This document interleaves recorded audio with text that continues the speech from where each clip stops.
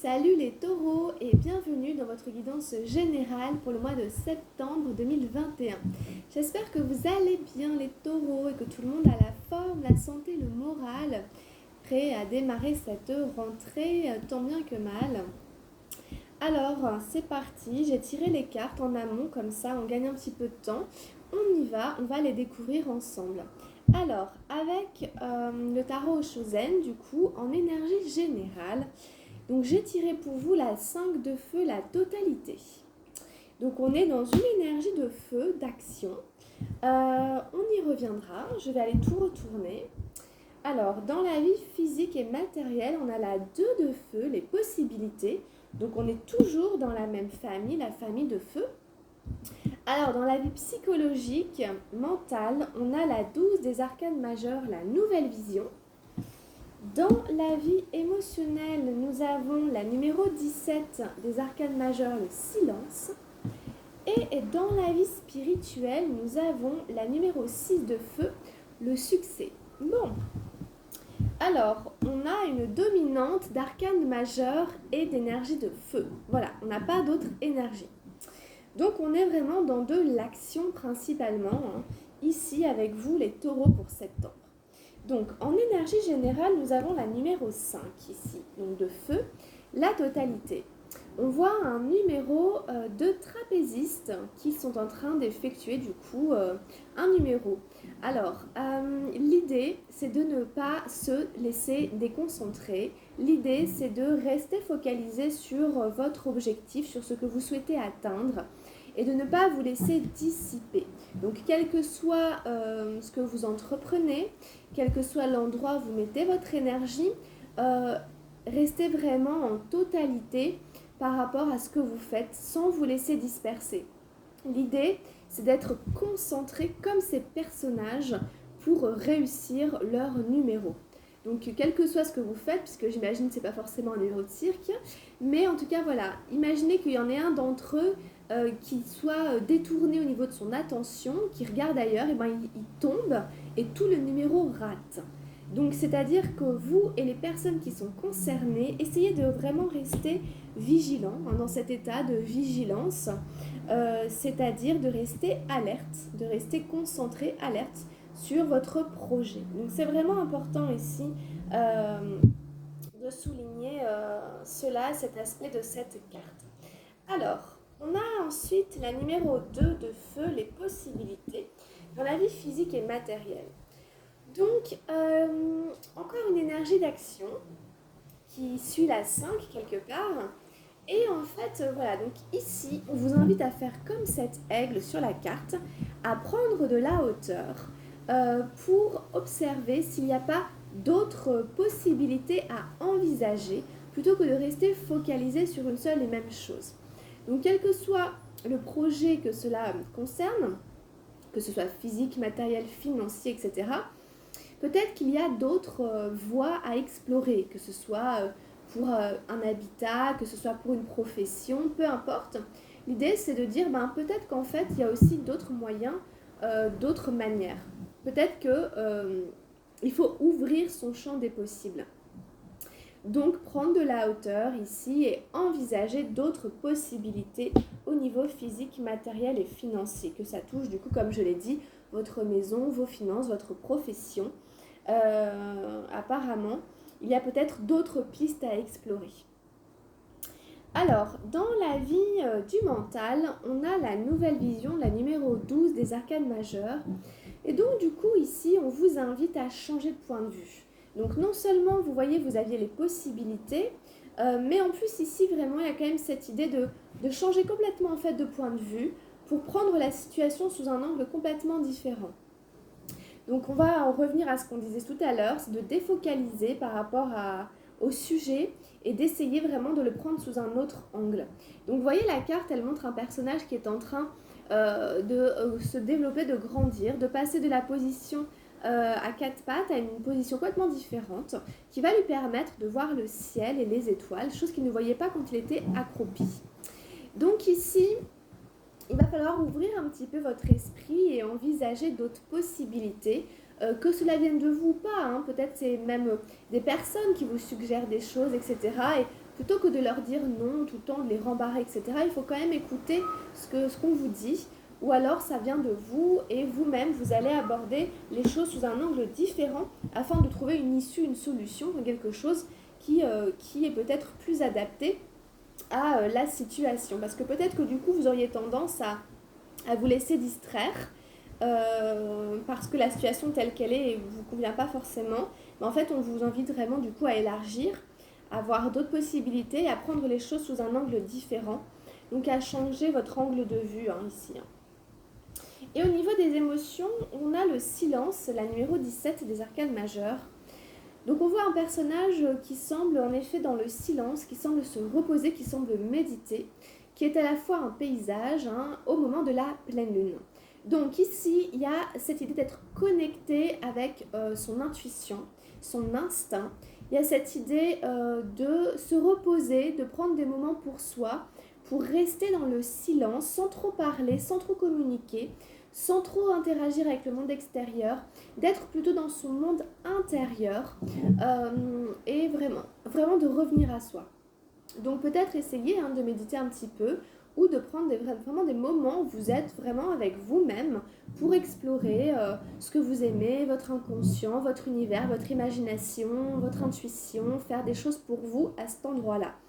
C'est aussi peut-être un moment où du coup les émotions ne sont pas trop sollicitées et on vous invite justement à être dans le calme, dans la paix émotionnelle. C'est vraiment le contraire de l'agitation. Donc ici, peut-être de ne pas non plus trop parler de ce que vous faites, de ce que vous ressentez. Vous êtes plutôt dans une espèce d'introspection relativement silencieuse au niveau de votre ressenti. C'est vraiment personnel, c'est intime, c'est vraiment votre intimité. Donc si c'est comme ça, écoutez, c'est pas grave, il faut que les gens le respectent, il faut que les gens l'entendent. Donc faites-leur comprendre, faites-leur savoir que vous êtes dans un moment où vous n'avez pas trop envie de parler de vos projets, de ce que vous ressentez et tout, que c'est encore... voilà, que c'est pas le moment où vous n'êtes pas disposé à trop le partager. Et au niveau spirituel, on a le succès, la 6 de feu. Donc ça, c'est super sympa. Encore une énergie, on avait la 2, la 5 et la 6. Et donc du coup, voilà, en fait, ça, c'est-à-dire qu'en fait, on vous félicite au niveau spirituel. Vous avez réussi à dompter des peurs, des craintes, vous avez réussi à surmonter des épreuves qui vous ont demandé du courage, de la patience, de la persévérance. Et ici, vraiment, le monde spirituel vous dit bravo. Bravo, vous avez réussi, c'est la victoire. Donc, pareil, pensez à la célébrer, à la fêter, cette réussite. Et puis, vous savez bien que ça n'est pas une réussite matérielle, que c'est une réussite spirituelle sur les vertus. Donc, c'est aussi, par exemple, avoir réussi à dompter ses vices, avoir réussi à être davantage sain, à être davantage vertueux, plutôt que de sombrer trop facilement dans la bassesse, etc. Donc ici, voilà, vous avez apparemment un certain nombre de qualités qui sont requises pour être un être spirituel digne de ce nom, avec une certaine valeur. Donc vous pouvez vraiment être fier de vous ici, pour cette étape, pour ce que vous avez réussi à vaincre. Peut-être c'est aussi réussir à vaincre ces démons intérieurs. Donc ici, bravo. Voilà, fêtez-le si vous voulez, si vous pouvez, ou en tout cas, soyez fiers, soyez contents de vous.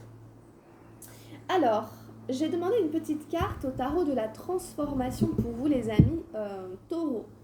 Et ici, nous avons eu la numéro 44, le désir. Alors ça, vraiment, le désir, c'est vraiment une réflexion profonde avec le tarot de la transformation, puisque ça nous explique, si vous voulez, qu'on est toujours en train de désirer plus, de désirer autre chose, de désirer encore, et que c'est une espèce de vase sans fond, c'est une espèce de chose insatiable et intarissable. Et le tarot ici nous invite à être quelque part sans désir, si c'est possible bien entendu, ou sans attente. Alors je vais vous décrire, je vais vous lire la carte. Le bol magique du mendiant. Lorsque vous désirez quelque chose, votre joie dépend de l'obtention de cet objet. S'il vous est refusé, vous êtes malheureux. Si vous l'obtenez, vous êtes heureux, mais seulement momentanément, comprenez-le bien. Chaque fois que votre désir est satisfait, il ne l'est que pour la durée pendant laquelle vous ressentez de la joie. Ce n'est que passager, car dès l'instant où vous l'avez obtenu, le mental désire à nouveau davantage, désire autre chose. Le mental n'existe que dans le désir.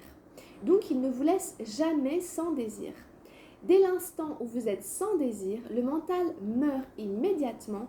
C'est tout le secret de la méditation. Donc peut-être on peut y voir ici un lien, une correspondance entre cette nouvelle vision dans le mental et le silence ici dans les émotions.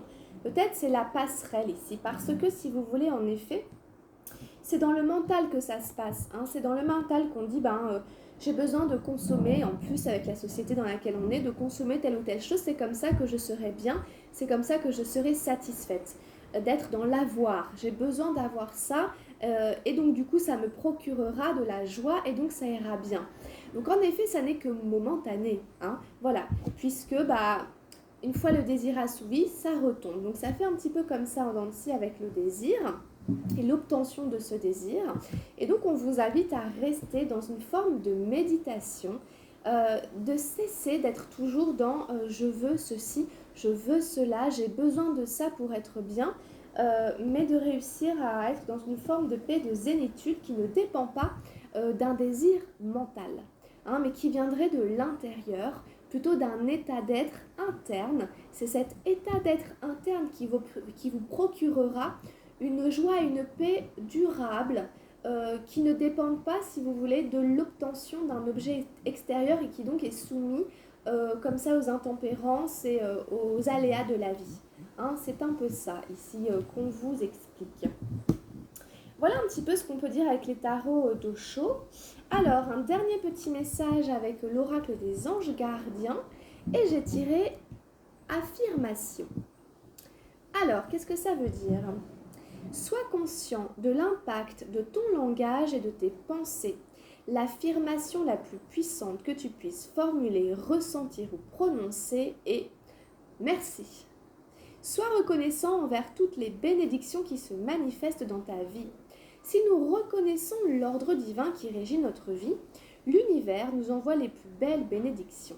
Tu es un créateur puissant, tout ce que tu dis et penses résonne au cœur de la création et la création y répond positivement.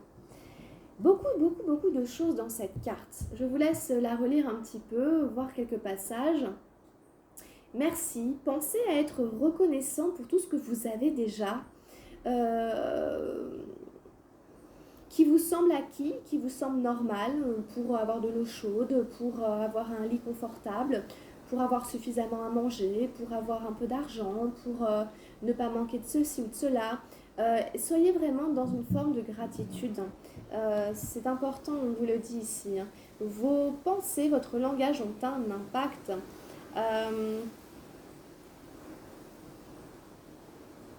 On vous envoie de belles bénédictions. On vous rappelle que vous êtes un créateur puissant.